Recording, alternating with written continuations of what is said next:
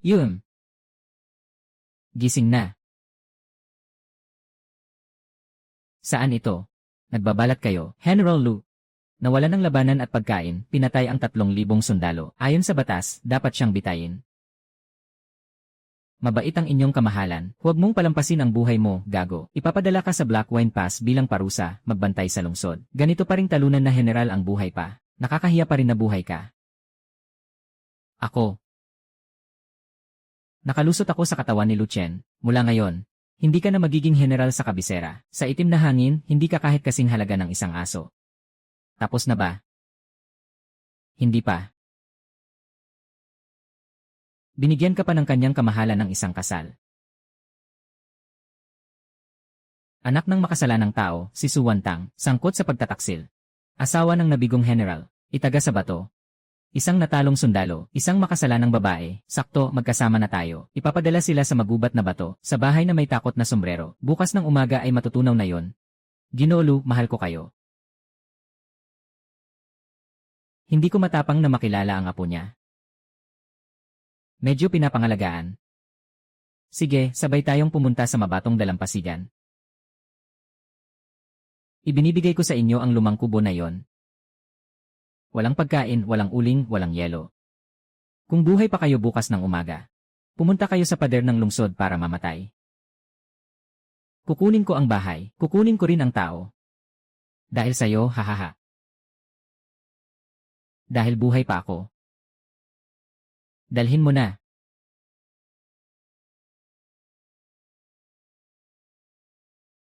Narinig ko na may multo sa bahay na to. Walang sinuman sa mga nakatira dito ang nabuhay ng 3 araw.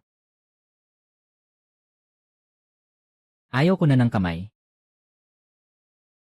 Akala mo ba'y ikaw ay general? Si Su Wantang ay katulong mo rin sa proyekto sa nakaraang buhay mo. Nagsuot ka rin. Pagdilat ko, anak ako ng isang salarin. Sinasabi nilang nakipagsabuatan ang aking ama. Pinaalis ang mga makapangyarihan, ibinigay ako sa iyo para mapahiya. Mukhang hindi maganda ang simula natin. Hindi ito parang impyerno na mahirap. Nawalan ng pagkain, nawalan ng uling, nawalan ng armas. Sa labas, mga barbaro ay nasa pintuan. Sa loob, ang Deputy General ay nagnanakaw ng kapangyarihan. Malapit nang mamatay ang pader na ito. Kaya't unahin nating mabuhay ngayong gabi.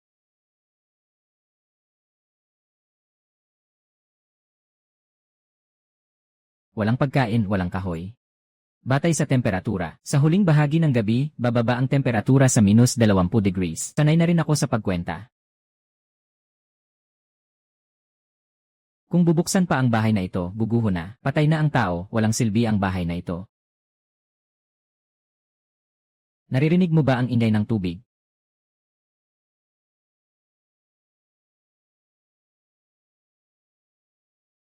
Dito ay isang liblib na disyertong hangganan, saan galing ang dagat.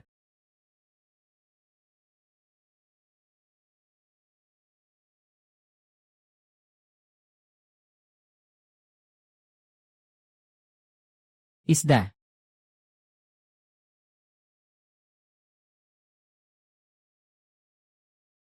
Ang malalalim na isda sa dagat ay nasa hindi bababa sa 800 milya mula dito. Hindi ito karaniwang isda, Lucien. Kilalang kilala mo ang aking nakaraang buhay, inayos ko ang mga datos ng sinaunang mga organismo. May isang alamat tungkol sa isdang pangkalaliman na tinatawag na isdang ginto ang kaliskis. Laging lumalabas ito sa ilalim ng mga agos. Pwede bang kainin ito? At ang langis at protina ng isang isda ay sapat na para sa isang lalaking adulto sa loob ng 2 araw. Ang kaliskis ng isda ay nakakapigil ng pagdurugo. Ang isda ay nagpapahirap sa mga opisyal na patuloy na nagugutom, namamatay sa lamig at sa digmaan. Ang langis ay nakakapagpainit. Ang buto ng isda ay makakapag-ayos ng mga armas. Ibig sabihin, ito ay hindi isda. Ito ay buhay sa hangganan.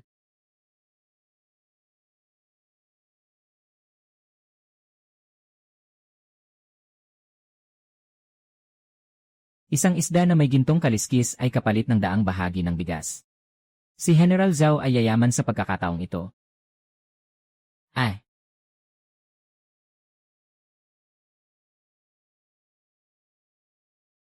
Nakuha mo na bang makinig? Wala akong narinig. Bakit ka tumakbo?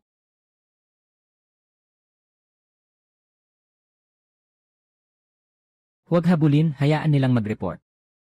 Darating si Zhao Li para nakawin. Hindi siya darating.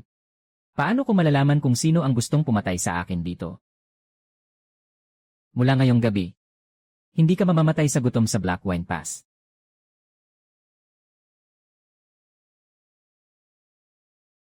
May mga bagay sa ilalim ng lumang kubo ng General. Ipaliwanag mo ng maayos, ang gintong isda ang pinakamagaan. Sabi nila, isang piraso ay pwedeng ipalit sa daang hayop na pagkain. Saan naman kukuha ng isdang dagat sa disyerto sa hangganan?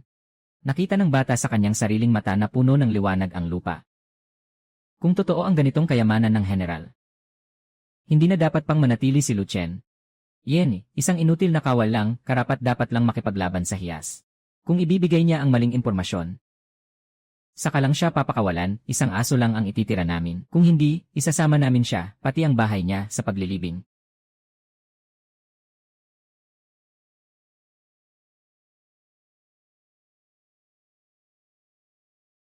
May pagkain ba tayo? Tapos na ang pagkain ng militar ngayon. Walang bigas sa silid. Magpapakain na lang ang bawat kampo sa sarili nilang paraan. Kahapon, may kalahating bodega ng mais. Walang laman ang account. Walang-wala talaga. General Lu. Narinig kong maganda ang tulog mo kagabi. Salamat sa'yo. Buhay pa ako. Mabuti na lang at buhay pa.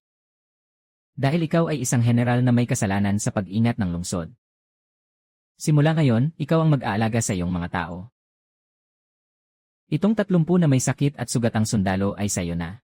Kung may mamatay sa gutom ngayong gabi, iyon ay dahil sa iyong kakulangan sa pamamahala.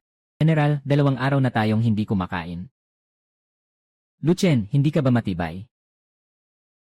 Bigyan mo sila ng pagkain. Maaari akong dalhin sila. Ngunit simula ngayon, sila ang susunod sa utos ko. Yene, isang grupo ng mga walang silbi na malapit ng mamatay. Kung gusto mo, kunin mo. Ang mga makakalakad ay sumama sa akin. Ang mga hindi makakalakad ay dalhin. Ngayon, papakainin ko kayo ng mabuti. Haha, hahaha. Hindi ka pa rin gising sa panaginip mo. Haha, hahaha. Zhao Li, tandaan mo ang sinabi mo kanina. Bakit ang bilis mong humingi ng tulong sa mga inutil na ito pabalik sa kampo? General, meron bang makain dito? Baka naman pinapahirapan lang tayo para mamatay na lang tayo dito.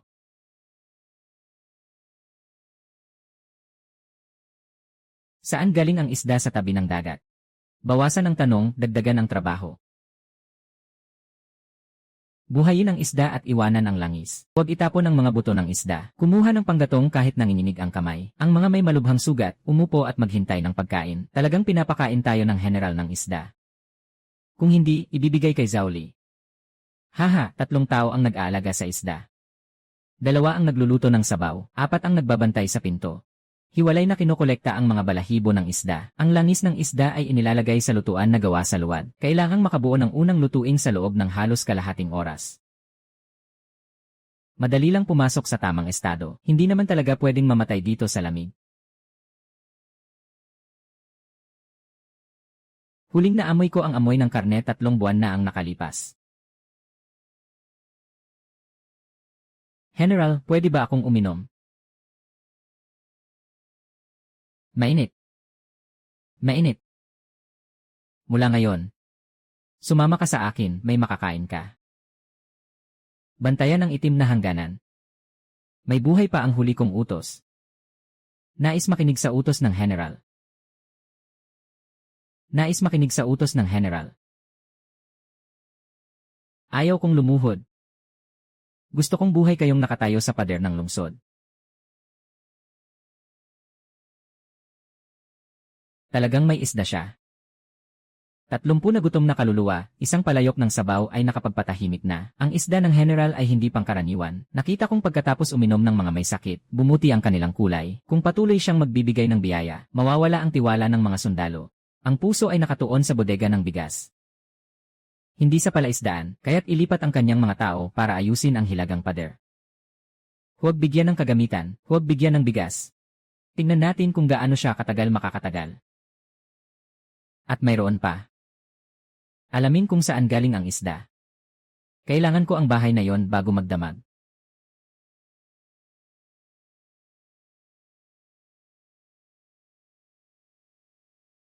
Kahapon, ang pag-arte sa umaga ay tumagal ng kalahating oras. Umabot ng 47 na isda ang nahuli. Gumamit kami ng 12 isda. May natitirang 35 isda. Ilan ang kayang buhay nito? Pangmatagalang tulong para sa 300 tao sa isang araw. Matagal na matatag na supply para sa hanggang 100 tao. Ilan ang mga sundalo sa Black Wine Pass? Sa tala, 1,200. Sa aktwal, baka hindi higit sa 500 ang kayang okupahin sa imbakan ng pagkain.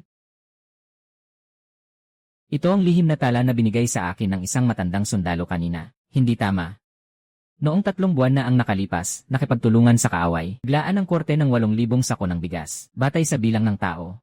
Kahit na maubos ang taglamig, hindi dapat maubusan ng supply. Ngunit ngayon, ganito na ang gutom ng mga sundalo sa kampo. May mga nagnakaw. Hindi lang basta nagnakaw. Tingnan mo dito.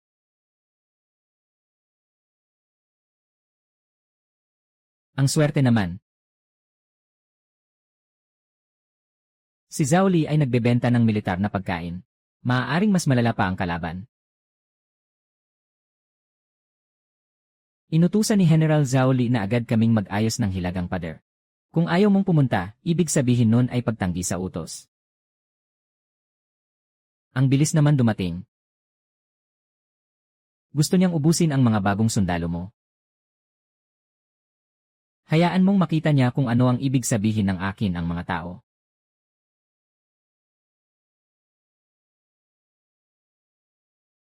Dumating si General Lu nang mabilis. Mahalaga ang utos ng militar. Matatapos ang pader sa Hilaga ngayong araw. Kung hindi matatapos, may parusa sa ilalim ng batas militar. Walang ibinigay na kagamitan ang mga general. Mahirap ang sitwasyon sa Heheguan. Kailangan ni General Lu na maghanap ng paraan. Hindi ba't sinabi na susundan ka? May pagkain ka ba? Ayos lang mag-ayos ng pader. Pero ayon sa regulasyon ng militar, ang mga opisyal ay kailangang tumanggap ng rasyon. Puno na ang imbakan ng pagkain. Walang laman ang imbakan. Dito lang sa'yo may karapatan kang magsalita, makasalanang babae. Ipinapakita ng talaan ng militar, 3 buwan na ang nakalipas. Naglaan ng palasyo ng 8,000 dan ng pagkain. Ang aktwal na konsumo sa Black Wine Pass ay kulang sa 5,000 dan. Saan napunta ang natitirang 3,000 dan? Isang nagwawaging general. Isang babaeng may kasalanan sa pakikipagtulungan sa kaaway. May lakas bang mag-imbestiga sa pagkain ng militar? Lo Cheng, balak mong mag-alsa. Yung hindi matapang mag-imbestiga ang gustong mag-alsa.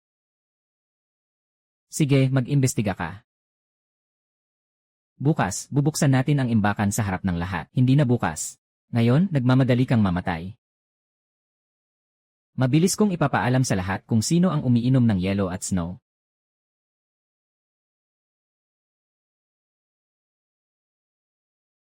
Ako ang magbubukas ng imbakan. Kung may pagkain, bakit hindi ipinamamahagi?